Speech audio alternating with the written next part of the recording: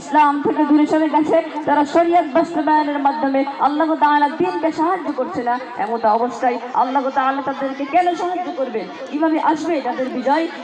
শ্রোতা মণ্ডলী, 2 নম্বর কারণ হলো ভাতৃপ্রেমের অভাব। মুসলমানরা হলো একে অন্যের ভাই, এমনকি সারা জীবন দেখা না হওয়া বিশ্বের এক প্রান্তের মুসলিম অপর প্রান্তের মুসলিমের ভাই। কেননা আল্লাহ পাক রব্বুল আলামিন কোরআন মাজিদের মধ্যে বলেন, ইন্নামাল মুমিনুনা ইখওয়াতুন, নিশ্চয়ই আমার মুমিনরা একে অপরের ভাই ভাই। অতএব তোমরা নিজেদের মধ্যে শান্তি স্থাপন করো এবং তোমাদের রব মহান আল্লাহ পাক রব্বুল আলামিনকে ভয় করো, যাতে তোমরা অনুগ্রহ প্রাপ্ত হতে পারো।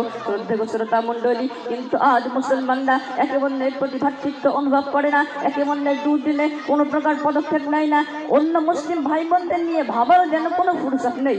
অথচ নবী করিম সাল্লাল্লাহু আলাইহি ওয়াসাল্লাম হাদিস শরীফের মধ্যে বলেছেন, লা ইউমিনু আহাদুকুম হাত্তা ইউহিব্বা লিআখিহি মা ইউহিব্বু লিনাফসিহি।